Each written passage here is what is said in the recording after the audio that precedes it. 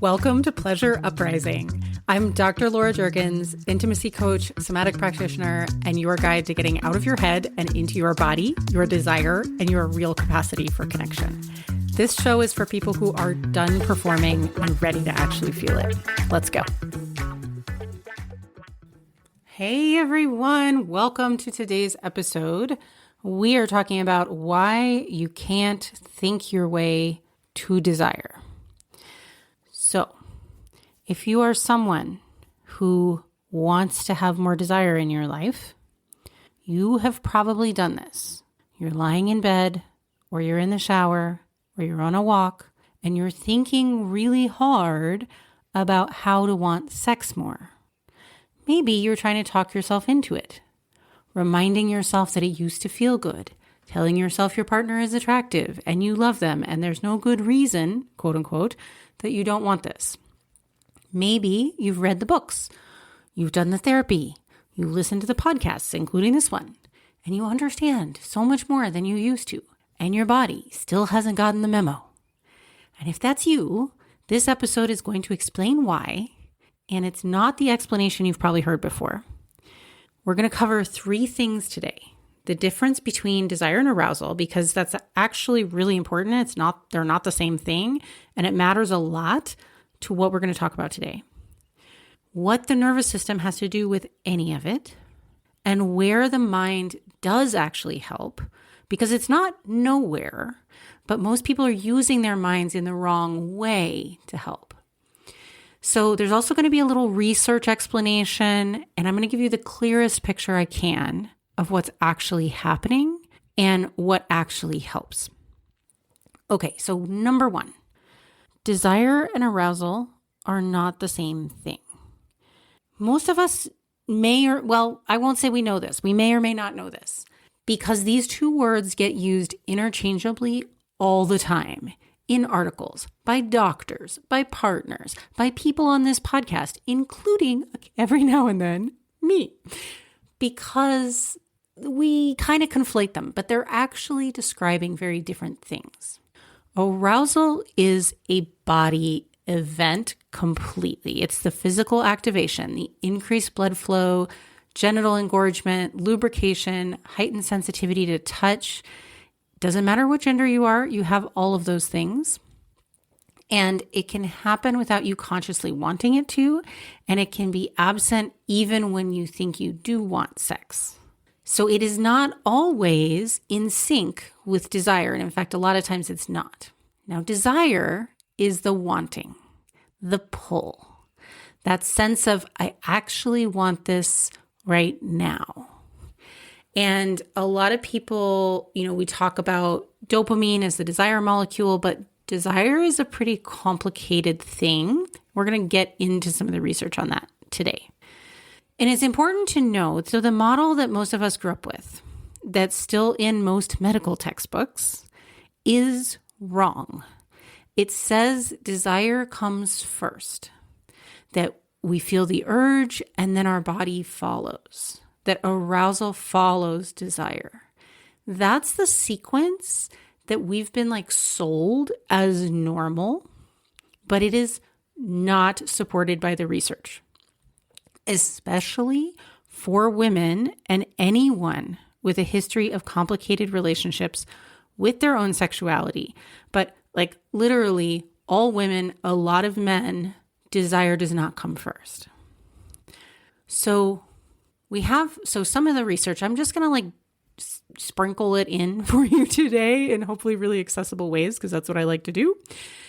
A gynecologist named Rosemary Basson spent years documenting what women actually reported about their sexual experience. And what she found was that a lot of women, and not women with something wrong with them, women from the general population, frequently start from a place of neutral, not wanting, not wanting, just not particularly thinking about sex.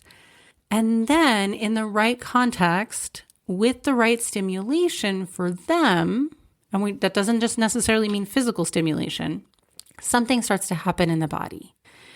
Arousal comes and then desire shows up after that. So for many people, the sequence is We need the right conditions. The body starts to respond, and then desire follows. And there's an even more like fundamental version of this from researchers at the University of Amsterdam who argued that desire is the conscious experience of an already excited body. It's not a separate thing that appears first. It's actually the moment when your brain perceives that your body is already responding. Now, I don't think that's the whole story because there's also nervous system aspects and safety issues but their hypothesis, their theory that they were working off of is that desire is a felt awareness of arousal, that you can't have the perception of it without the underlying event. It's a perception of, if that makes sense. Like you need to be aroused a little bit before you can actually experience desire because desire is the perception of being aroused. And I just want to add that in my experience, in my practice, and with everybody I've ever talked to, that for desire to actually proceed from arousal, you also have to feel safe enough to actually desire the experience that the arousal points you towards. And you have to have enough prior pleasant experiences with what you think is going to happen that you actually want to continue with arousal. What I mean is you have to have had good enough sex that you actually want to proceed with sex, not just notice that you're aroused and be like, yeah, no, I don't want any of that. Okay, so why does this matter practically? Because if you are sitting there trying to generate desire through thinking, trying to want sex through the willpower or through self-talk, you are trying to create a perception without the thing it's a perception of. You're trying to feel the feeling of your body responding without your body actually responding yet. And that's why it doesn't work. It is not a character flaw. It is just the wrong sequence. Okay. So one more thing here before we move on.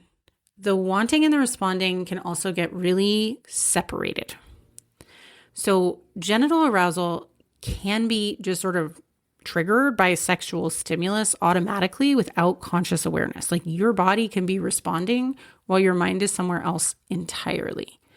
And so the question of if you're actually interested in why don't I get aroused, not just why don't I have desire, if you're wondering why I don't get aroused, it's more complicated than it sounds because you actually might be getting aroused, but your mind isn't registering it.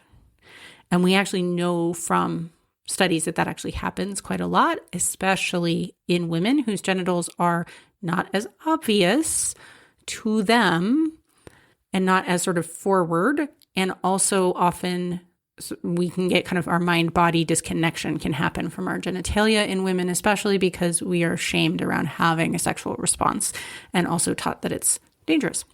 So sometimes the body is also genuinely just like not activating and you're not getting aroused because something's getting in the way upstream. And we're going to talk about what that kind of upstream stuff might be. All right. So second topic I want to cover today that ties into all this. What the heck does the nervous system have to do with any of it? And this is the part that I see missing from almost every piece of mainstream advice about desire. It is the part that when my clients finally get it, they stop blaming themselves. And I love that for everyone, and I want it for everyone, because blaming yourself isn't helping. Sexual arousal isn't its own separate, isolated system, and bodies are not machines that are supposed to just like turn on when you flip the switch, or when your partner says, I'm just going to like kiss the back of your neck and you're supposed to be turned on. That's not how bodies work. And we often treat them like they're supposed to do that. We do that not just with sex, but with other things too. Like we kind of treat our body like when we wake up in the morning, it's supposed to be ready to go. Or when we have time, we're supposed to be ready to poop. Or when we get to the gym, our body is supposed to like have the energy to do a workout. And none of those things are necessarily true. And when it comes to like maybe our partner wants to have sex, well, why isn't my body responding exactly the way I want? Like we almost treat them like we're supposed to sort of like insert, plug into slot A and then like thing comes out of slot B. Bodies are complex and beautiful animals that have lots of different interconnected systems. And sexual arousal is part of, and it's in the body and in the brain and in the whole nervous system. It is related to your nervous system. And the arousal aspect is a specialized subset of your brain's general arousal system, the same system that determines how alert you are, how excited you are, how reactive you are emotionally, how oriented towards the environment you are. It's the same basic infrastructure, which means that everything that affects your general state of alert and safety, your nervous system state, affects your capacity for arousal. They're running on the same hardware. And here's what that hardware does when it detects threat. It prioritizes survival. Threat means that digestion quiets down, immune function takes a back seat, reproduction, which includes sexual arousal, is not a priority for a body that thinks it might be in danger. And it's also worth knowing that there are some specific signals that come down from higher brain structures whose job it is to actively suppress arousal. And it gets activated by anything the nervous system reads as a threat or stress or not safe. It's like, this is not the time to be turned on, right? If you're running from a lion, you're not going to get horny. That's like the easiest way I can explain it. Bodies just don't, whether you are a gazelle or a human. So here's the piece that makes this more than just like stress reduces libido, because stress is real and it does reduce libido. Even though that's pretty well understood, people tend to dismiss it. But what I want you to understand is that there's also a historical piece. Your nervous system learns and patterns, and it takes repeated experience and encodes it as automated response. That's actually useful for saving energy in a body that has evolved in like energy poor environment, right? For millennia, millions of years, animals before we even became animals, getting nutrients was challenging, and we didn't have kind of candy bars stashed in our desk, right? So saving energy is a really big deal in the course of evolution. Repeated experiences encoded as automated responses save energy. And our nervous systems don't particularly distinguish between danger is happening right now and danger has happened here in this situation before. Both of them are going to create protective responses. So what that means for you is if intimacy, sex, being seen, being touched, any of that has historically been associated with shame, with pain, with coercion, with disappointing someone, with feeling like you have to perform, with feeling like you're not good enough, the nervous system learns that that territory is threat territory. So when you get into a sexual situation or a touch situation, intimacy, right? If you've had any of those experiences in the past, it is going to register to your nervous system as a threat. Now, look, that doesn't mean that you're forever going to be uncomfortable in sexual situations. This is not an immutable situation. You can change this. It is not fixed. But I want you to understand that it makes sense if you have had impacts on your desire and arousal systems from negative sexual experiences in the past, even if they're not happening in the present. Because those patterns don't live in your explicit memory. You can't just tell yourself that your new partner is great and the last person who was like a raging maniac and you were scared of, or who gaslighted you or whatever it was, right? Something that felt unsafe, you can't just talk yourself out of that. These are not just thoughts you can identify and challenge. They're living in automated below conscious circuitry that activates faster than your thinking brain can track. And here's a really important cultural layer that I want to name plainly because it really matters. For women, for people socialized as women, whether or not you identify that way now, Some of that conditioning happened at a cultural level. The threat conditioning happened at a cultural level, not just a personal level. We grew up absorbing messages from family, from religion, from the media, from the way women's sexuality gets talked about, that women's desire is dangerous or shameful or exists primarily for someone else's use, someone else's pleasure. And that quote unquote good women don't want too much, that wanting is risky, that it exposes you to danger and violence. Those messages are received very early on for girls. I don't know how many of you can think back to the first time you heard about rape, but I can remember it as being roughly around 5 to 6 years old. The messages that we get, we don't even consciously have to process them. They are received and wired into the nervous system because they are received during developmentally sensitive periods. So the little kids absorb and learn from their environment like, oh my gosh, crazy sponges. And if you're parents, you know this, you see it directly. We just absorb from the soup you're swimming in. And these kinds of messages don't stay in the realm of conscious belief. They actually become embodied responses.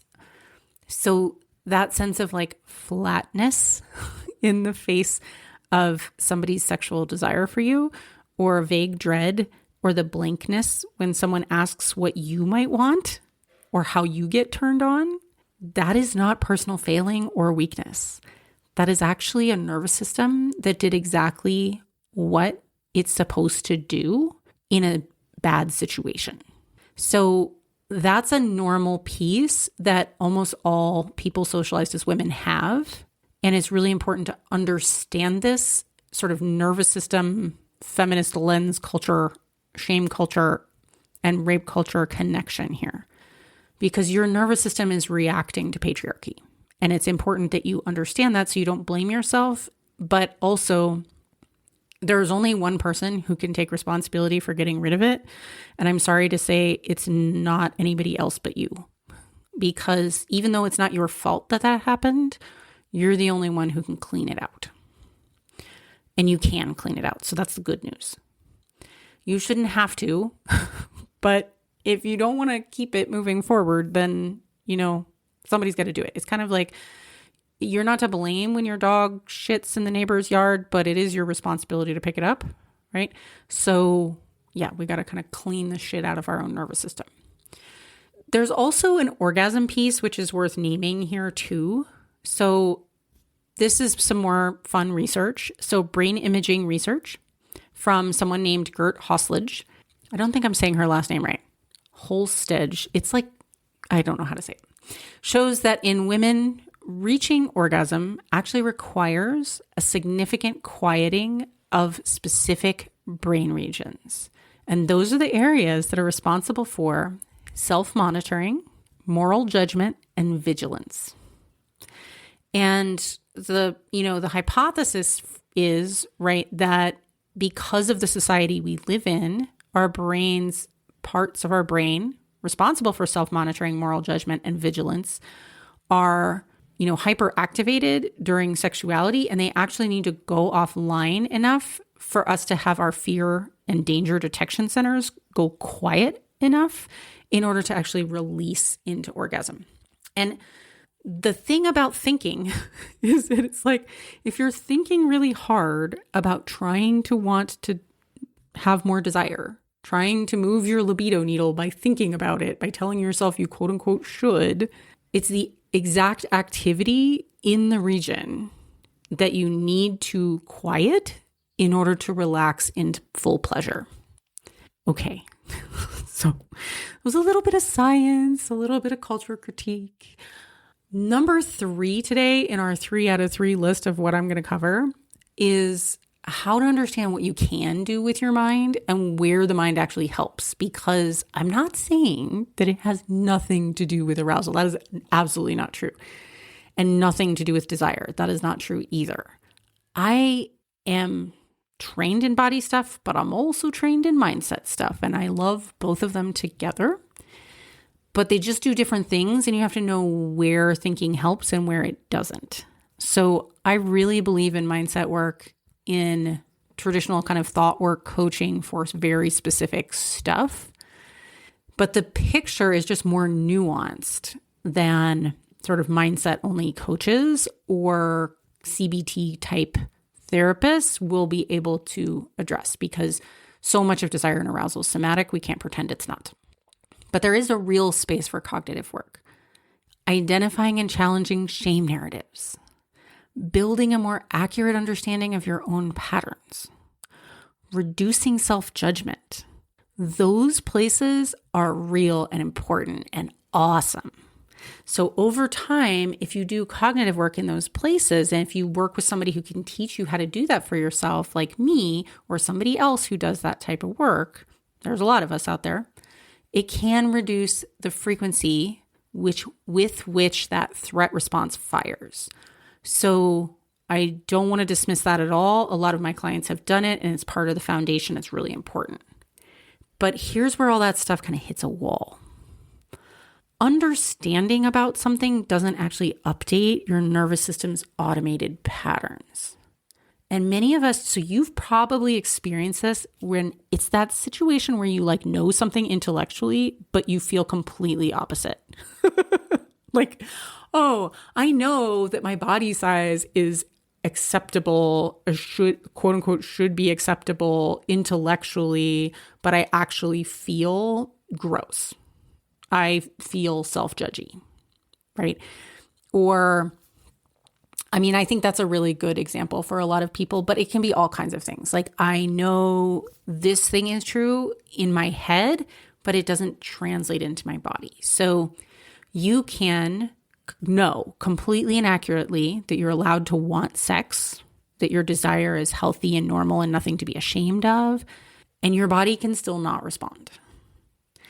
You can know intellectually that you find someone attractive, but your body doesn't feel safe enough to actually generate desire and arousal. So all of the learning stuff, all the intellectual stuff that says otherwise to you, like in your head, all that intellectual knowing is not stored in the same place as your body's experience. And your body's experience will always override it. And that part, the experiential part, doesn't actually learn through more information. You can't talk your body into knowing with your brain. And it's really important to just acknowledge that so you don't feel like a failure for not being able to do it, because you can know something and it just doesn't translate. It's not going to translate with more information. And I mean, I want to acknowledge that, like, I'm here giving you more information. I know it's not going to translate right into your body. And I want to acknowledge that up front. Your body's experience needs to be updated through reparative experiences. But there is and we can talk about that. And, if you get a consult with me at some point or with another somatic coach who does reparative experiences, you can see what that looks like, right? And it's beautiful. It's what it's really helpful, especially if you have trauma, which is also encoded in the body. It's really nice to have reparative experiences. But that's how the body learns, is through new experiences and practice. The place where the mind is genuinely helpful in supporting desire it's sort of like, what I would say is it's in generating desire, not correcting. And I'm going to explain more about what I mean by that. But we're talking about where it's really helpful for the brain to get on board is creating the internal conditions inside you that allow arousal and desire to actually happen. So if you've listened, for example, to episode 5, way back, episode 5, 2 years ago, the one on core desires and erotic emotions. And it was, it's so important to me that I put it at the beginning. And if you've missed any of the early episodes, they have a lot of stuff that's just really central to what I do. So you want to go back there. But if you've already listened to episode 5, you know where I'm going with this, because so that work on erotic emotions comes from psychologist Dr. Jack Morin, and also from the Somatica framework that I trained in. And we know that everyone has specific emotional states that are particularly erotic for them. that really activate their erotic mind and start flooding their body with the types of chemicals that lead to the types of sensations, that emotional landscape that leads to arousal. And deliberately cultivating those states is something your brain can help you do. So it's essentially, what are the feelings that you want to have that really turn you on? And they're different for everyone. So some people get so turned on by feeling wanted and desired. That is probably not a surprise. But some people get really turned on by feeling humiliated or controlled, or they get really turned on by feeling like they're breaking all the rules, or really turned on by feeling irresponsible, like they don't have to be responsible for anything, just like free of any responsibility. There's all kinds of different erotic emotions, and I even have an entire resource called the Erotic Wheel of Erotic Emotions that helps people identify this. But deliberately cultivating those emotions is something your brain can really help you do. And you do it through intentional imagination, through fantasy, and through choosing experiences and contexts that give you those emotions. And that's something that we help you figure out and set up in coaching explicitly, because it helps to have somebody guide you through it. But you can get a little ways on your own for sure. And you might just even reflect on if you have some erotic imaginings and some delicious fantasies that are your go-tos. I want to invite you to ask, what emotions am I creating with those? Like, what do I get to feel when I think about that I don't get to feel otherwise? What kind of feelings am I craving? Quick break. If you are listening to this show, something in your intimate life may not be where you want it to be. And if you've been trying to think or talk your way through it and it's not quite working, that's not a you problem. That's just a method problem. I made a free guide to help called Get Out of Your Head, a starter guide to releasing the pressure, shame, and shoulds around intimacy. It has some reflection exercises that go deeper than anything you'll typically find in a freebie, and most people feel something shift after just the first one. So go grab it at laurajurgens.com/guide, and the link is in the show notes. And that's a use of the mind to generate those images and those fantasies and help you discern what kind of actual real life experiences you might want that give you those emotions. All of that works with the nervous system instead of against it. And so that's what I mean by generative. Like, use the mind in a generative way instead of in a judgmental way. And so this is actually like really an important distinction. And it's important to understand the difference between like the judgment thoughts, like I should want this, versus this imagining that touches your actual erotic emotions that are unique to you and your history. The first kind is like a top-down pressure. And then the second is generating a stimulus that your system actually responds to. And so even though both of those things are happening in your head, they're radically different things to be doing with your brain. Does that make sense? Hopefully it does. So the shorthand is that trying to convince yourself you want sex is trying to override a system that it's just not going to work. It's not even connected. You're trying to override your body with your brain through judgment. Doesn't work. But imagination that engages your specific erotic emotions actually activates the arousal system from within. And that is the way to use your brain. Okay.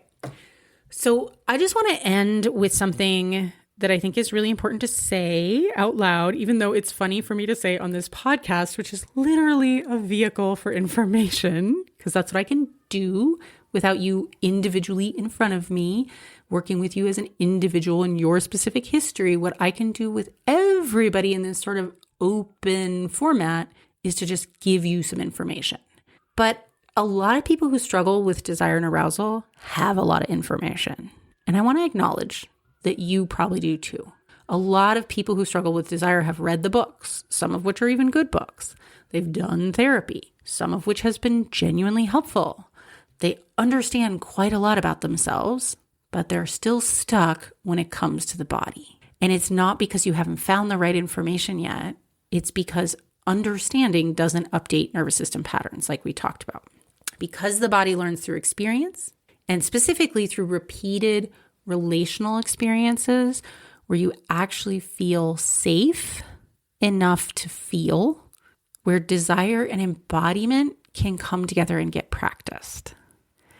And where things like getting in your way, like shame, gets processed in the context of a real relationship, not worked through alone in your head. Because it's really important to know that shame is a fundamentally social wound. It responds to relational experience, like someone staying with you even when you say aloud what you're ashamed about. It doesn't respond to just like thinking about how you shouldn't be ashamed of that. It's like shaming yourself about shame. Doesn't help. So it's really important, if you've had negative sexual or relational history, bad things have happened, basically, or just not a lot of great things have happened, then you're not going to have desire for those things, and it's going to feel unsafe, right? And the learning that needs to be updated is actually through a new experience, not new information. You just can't want something that hasn't been pleasurable in the past. And so your body needs to have some pleasure. It doesn't mean that, we're not going to have like orgasms in my office. There's no genital touch. Everybody's clothes stay on, right?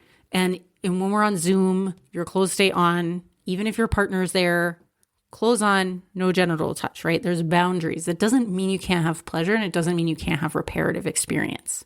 You can really have reparative experience of someone really being present with you, helping you find your erotic emotions, experiencing them. And with my clients that are working with me in person or who are coming for an in-person intensive, we can actually do, non-genital touch that people can really experience as safe, and they can feel this like deep sense of, okay, I'm allowed to want what I want and not what I don't want. I'm allowed to take my own time. I'm allowed to experience my own pace. I'm allowed to really sink into feeling what just like a light touch of fingers along my arm feels like, and whether I like that or don't like that. So reparative experiences are really key, and we can help you find them, whether we're working with you on your own or with a partner, and whether it's virtual or in person, and whether it's with me or somebody else. It doesn't really matter. But you will need some new experiences and some new practices of pleasure. And a lot of those practices can even be done on your own, just with yourself, but you need to know what to do, right? Just know when you're ready, that kind of stuff's available, and it helps update the body system instead of just kind of trying to keep hammering at yourself with your mind, telling yourself you should be different, or that somehow the stuff in your head should translate to your body, which it shouldn't. It doesn't. That's not how it works, right? It's like you can understand the mechanics of swimming in your mind and still not be able to swim. And the body has to learn to do it, and it often needs guided, supported practice in the actual medium, not just like listening to a podcast about water, right? And so that's why that kind of structure is really helpful when you're ready to translate from your mind to your body. So I wanted to let you know that stuff today, not to tell you you have to coach with me. You never have to. That's always your choice. And I will never shame anybody for not deciding to work with me. I mean, gosh. But I want to make sure you know what it actually requires to move the needle when you are stuck in your head, because you can't just keep telling yourself that you quote unquote should feel differently. Your body won't until you get some new experiences. So quick summary, right? Desire and arousal, different things. For many people, desire actually follows arousal rather than preceding it. The nervous system is really important. It's a primary driver. It can't be overridden by thinking. And especially when the patterns are historical or in relationships or culturally embedded, you really need to allow yourself to have a human nervous system and to work with it instead of against it. And last, the mind really does have a role, but it's more powerful when it's helping you generate deliciousness, not trying to argue with you or override your body. All right, my dears. If this landed for you, I want to invite you to share it with someone who needs it or with somebody who you'd love to talk with about it. If you want to go deeper on the erotic emotions piece I mentioned, episode 5 is the one to go back to. And I also want to invite you, just yesterday, launched a Substack where I'm going deeper into the science background, giving you the actual citations, really making it accessible and something that hopefully is not, it's not going to be too technical. And also letting you know how this looks in practice. Like, what does this actually look like with real clients and what happens for them along the way? So anonymized client stories in the context of what we understand about the neurobiology and the social psychology and the evolution of desire and attachment and all that stuff. So you can find it laurajurgens.substack.com. Super easy. I'll see you here next week. Hey, before you go, if you enjoyed this show, I want to invite you to check out one of my favorite things that I've ever created. It's a free guide called Get Out of Your Head, a starter guide to releasing the pressure, shame, and shoulds around intimacy. It has 4 reflection exercises that go deeper than anything you'll find in a typical freebie, and most people feel a shift just after part 1. So go grab it at laurajurgens.com/guide. The link is in the show notes. And if you're ready to find out what your specific path looks like, I'd love to talk to you. Booking info is also in the show notes, and I will see you here next week.